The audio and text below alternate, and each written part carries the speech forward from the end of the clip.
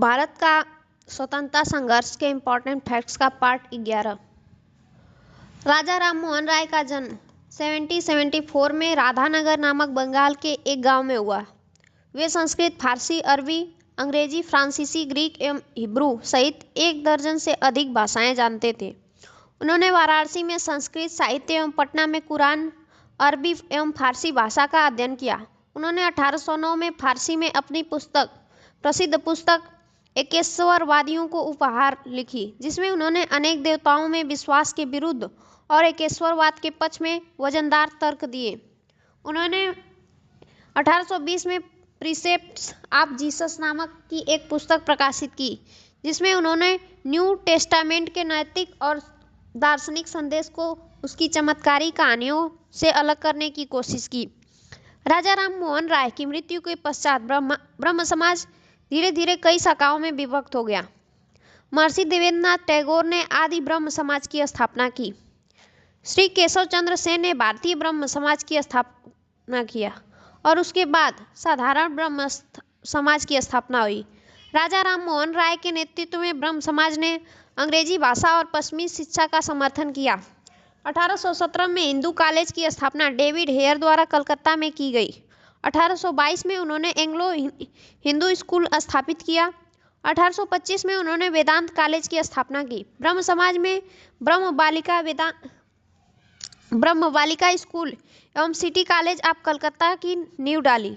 राजा राम मोहन राय ने 1826 के जूरी विधेयक का घोर विरोध किया। राजा राम मोहन राय के अनुसार हिंदू धर्म का शुद्धतम रूप उपनिषदों में निहित है।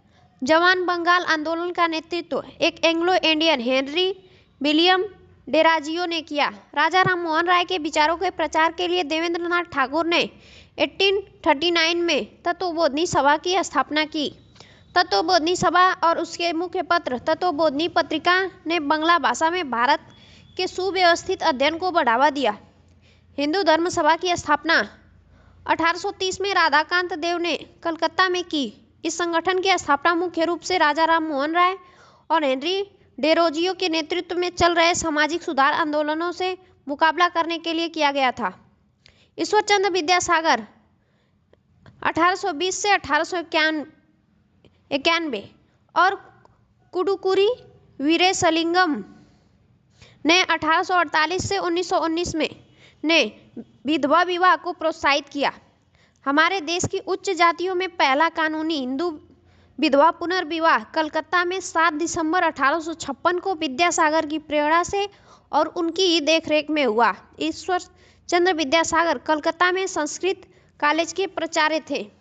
महाराष्ट्र में स्थापित परमहंस मंडली के संस्थापक एक ईश्वर को मानने में तथा जाति नियमों को तोड़ने में विश्वास करते थे। यदि भगवान अस्पृश्यता को सहन करते हैं तो मैं उन्हें कभी भी भगवान नहीं मानूंगा। कथन है बाल गंगाधर तिलक का।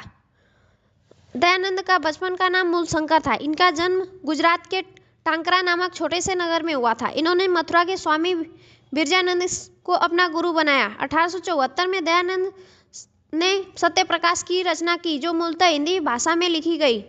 संसार के लिए स्वामी रामकृष्ण की सबसे बड़ी देन अध्यात्मवाद है। उनका कहना था कि मनुष्य का मूल लक्ष्य ईश्वर की प्राप्ति होना चाहिए, जो अध्यात्मवाद से ही संभव है।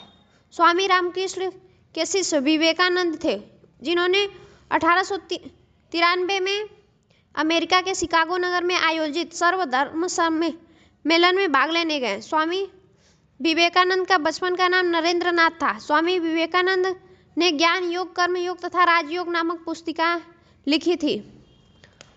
कन्याकुमारी का रॉक मेमोरियल स्वामी विवेकानंद को समर्पित है। महादेव गोविंद रनाडे ने 1887 में राष्ट्रीय समाज सुधार समिति की स्थापना की। 1887 से 1895 ईस्वी तक राष्ट्रीय समाज सुधार समिति का अधिवेशन कांग्रेस अधिवेशन के तुरंत बाद उसी पंडाल में होता था। 1861 में आगरा में श्री शिवदयाल खत्री ने राधा स्वामी सत्संग की स्थापना की। इनके समर्थकों ने दयालबाग में एक मंदिर का निर्माण किया। उसके फलस्वरूप दयालबाग इस सत्संग का तीर्थ स्थल बन गया है।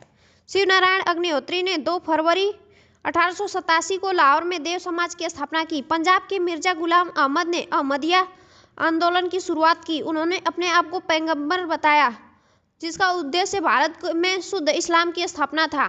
मुसलमानों को अंग्रेजी शिक्षा और आधुनिकीकरण की ओर ले जाने का श्रेय सर सैयद अहमद खां को है और उनका अलीगढ़ आंदोलन का केंद्र बिंदु रहा।